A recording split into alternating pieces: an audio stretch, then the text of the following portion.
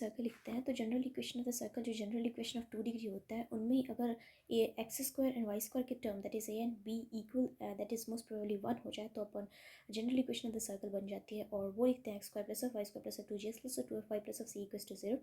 इनकी coordinates of the circle in the sense centre of the circle निकालने के लिए अपन minus half times of x के जो टर्म्स होते हैं उसे लिख देते हैं और minus half times of Y के जो वाई के साथ जो टर्म्स होते हैं दैट इज कोफिशिएंट्स वो लिख देते हैं। याद रखना ये टर्म्स तभी लिखते हैं जब ये जनरल फॉर्म में हो, ये जनरल फॉर्म ऑफ इक्वेशन में हो, मतलब यहाँ पे इसके कोफिशिएंट इसके कोफिशिएंट सेम ही हो और इक्वल्स में मोस्ट प्रोबेबली 1 ही हो।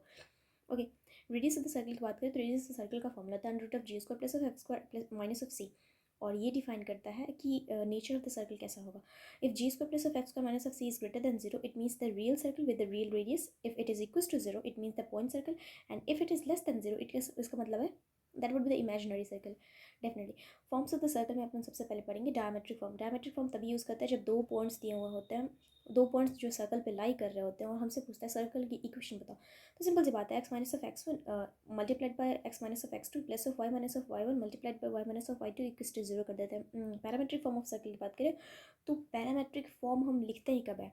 पैरामेट्रिक फॉर्म अपन ने स्ट्रेट लाइन में भी पढ़ा था और सेम ही होता है। तो पैरामेट्रिक फॉर्म लिखते ही तब है जब अपने पास एक लाइन दी होती है और एक डिस्टेंस दी होती है और हमसे पूछता है कि एक लाइन की एक पॉइंट के कुछ डिस्टेंस बाद उसकी कोऑर्डिनेट्स यहाँ पे क्या होगी। तो लाइन के फॉर्म में भी यही हुआ करता था, हमारे ये पॉइंट पता होता था और ये भी पता था, पर ये फिक्स नहीं हुआ करता था। पर सर्कल के फॉर्म में ये जो आर होती है वो फिक्स हुआ करती थी, वहाँ हमारे पास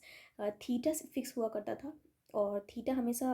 0 से पाई दैट इज़ ओपन तक रहा करता था। बट रेडियस के टर्म में that vary from zero to 2 pi that is open, 0 to 2 pi vary कर सकता है। Okay, that could vary from 0 to 2 pi. Okay,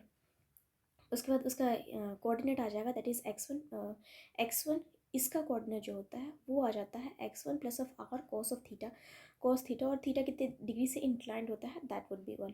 तो एक्स इंटरसेप्ट का मतलब पैरामेट्रिक फॉर्म में x का जो वैल्यू हो जाएगा that is x1 plus of R cos theta और y का वैल्यू होगा that is y1 plus of R sine theta. Intercept value of the circle on the coordinate axis की बात करें तो अपने को पता है कि अगर कोई कोऑर्डिनेट है तो उस सर्कल को या तो उसको क्रॉस करके निकल रहा होगा या तो उसको टच कर रहा होगा या तो ना टच कर रहा होगा ना क्रॉस कर रहा होगा। तो एक्स एक्सिस की बात करें तो इसका फॉर्मूला याद रखना that is 2 under root of g square minus of c होता है, 2 under root of g square minus of c, और ये g square minus of c under root के अंदर वाली जो टर्म होती है वो डिफाइन करेगी कि इसका नेचर कैसा होगा। अगर g square minus of C is greater than 0 इसका मतलब कट करके निकल रहा है, इक्वल्स टू 0 इसका मतलब टच करके निकल रहा है, लेस देन 0 मतलब ना टच कर रहा है ना कट कर रहा है। और अगर वाई एक्सिस की फॉर्म में बात करें तो इसका ये भी याद रखना length of the intercept on the y axis that is 2 under root of f square minus of c. यहाँ पे भी ये इसके नेचर को डिफाइन करेगा। If f square minus of C is greater than 0 इसका मतलब कट करके निकल रहा है, f square minus of C is equal to 0 इसका मतलब टच करके निकल रहा है, f square minus of C less than 0 मतलब ना टच कर रहा है ना कट कर रहा है, सिंपल सी बात है। फिर आते हैं position of the point with respect to circle. अगर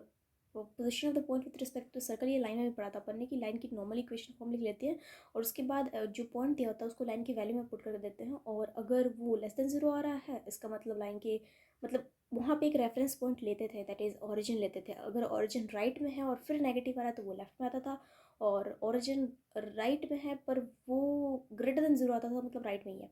छोड़ो उसको, छोड़ो,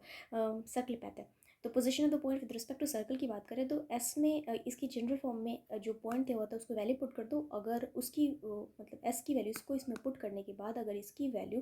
ग्रेटर देन 0 आ रही है इसका मतलब circle lies inside circle point lies outside the circle. If it is equal to 0 इसका मतलब on the circle, if it is less than 0 इसका मतलब point lies inside the circle. Okay, lines and circle की बात करें तो एक line circle को या तो टच कर सकता है या तो कट कर सकता है या ना टच करे ना कट करे, सिंपल सी बात है। तो अगर मतलब ऐसा सिचुएशन हो सकता था इन सेंस ये सर्कल है तो एक लाइन इसको कट कर सकता है, एक लाइन इसको टच कर सकता है, एक लाइन ना टच करे ना कट करे। ओके, तो इसके अपने पास तीन पॉसिबिलिटीज़ आती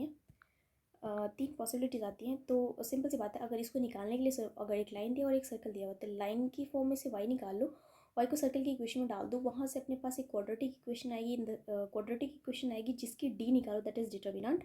उसके डी निकाल डिस्क्रिमिनेंट, अच्छा दैट इज़ डिस्क्रिमिनेंट, तो उसकी डिस्क्रिमिनेंट निकालो और अगर डिस्क्रिमिनेंट ग्रेटर देन 0 आ रही है तो इसका मतलब वो सीकेंट या फिर कॉर्ड है, अगर इक्वल्स टू ज़ीरो आ रही है इसका मतलब वो टेंजेंट है, और लेस देन ज़ीरो आ रही है मतलब ना सीकेंट है ना टेंजेंट है। Okay,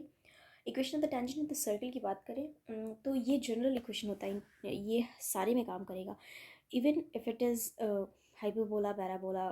ellipse, circle, straight line, whatever it is, tangent निकालने के लिए ये जनरल फार्मूला है, दैट इज़ एक्स को x1 से रिप्लेस कर दो, y को y1 से रिप्लेस कर दो, और x को x plus of x1, y को y प्लस ऑफ y1 से रिप्लेस कर दो। वहाँ पे और भी अदर टर्म्स होते थे जिनके लिए डिफरेंट टर्म्स आएंगे, पर फिलहाल के लिए काम कर लो। ओके, फिर आते हैं अपने पास एक सर्कल है। हाँ, एक सर्कल है जिसको एक पेयर ऑफ टेंजेंट कट कर रही है। एक सर्कल इस जिसको एक पेयर ऑफ टेंजेंट कट कर रही है at an angle of cos alpha and at an angle of alpha and beta. ठीक है,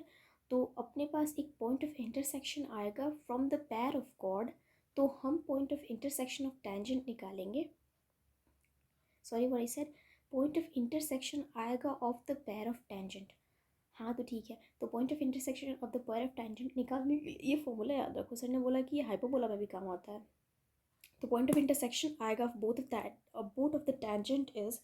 that is a cos alpha plus beta by two upon of cos alpha minus beta by to, और a sin alpha plus beta by two upon of cos alpha minus beta by to, और hyperbola के term में a की जगह पे यहाँ पे सिर्फ b आ जाता है। और ये याद रखना, अपन ये जो सर्कल लिया ना, दैट इज़ ये सर्कल की इक्वेशन यहाँ पे ये स्टैंडर्ड लिया जो कि 0,0 से पास कर रही, मतलब 0,0 जिसका ऑरिजिन है X square plus of Y square equals to A square लिया है।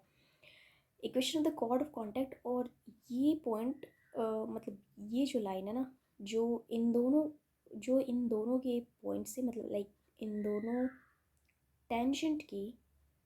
टचिंग पॉइंट है सर्कल की, जहाँ पर उस लाइन से जो अपन, मतलब उस पॉइंट से जो लाइन खींच रहे हैं,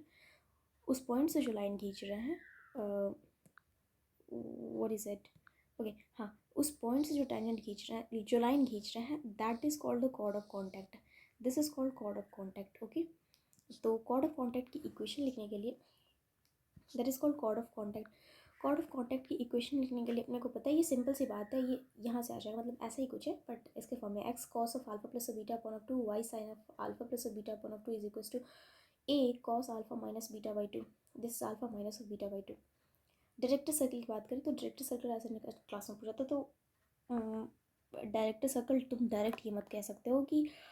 एक सर्कल होता है जो कॉन्सेंट्रिक होता है,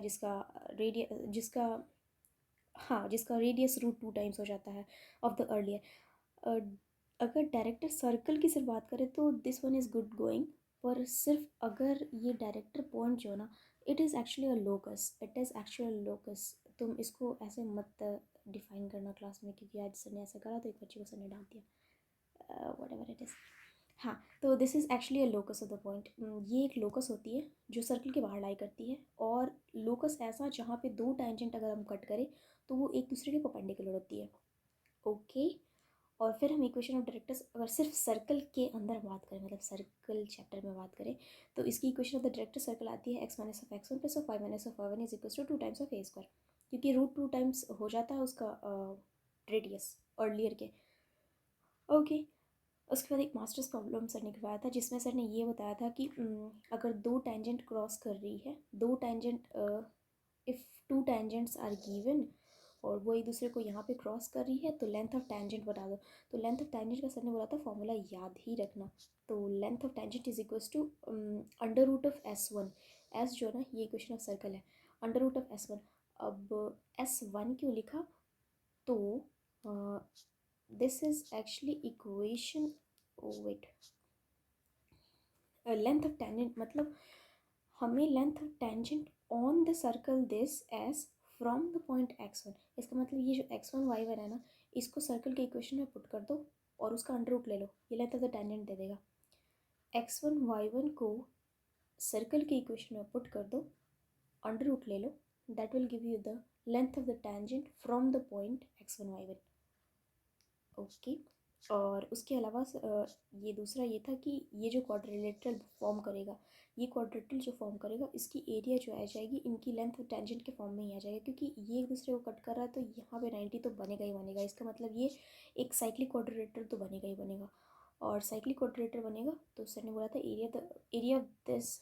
this area of cyclic quadrilateral is equal to r times of under root of S1, ये लेंथ ऑफ टेंजेंट जो है इसी के फॉर्म में। ओके,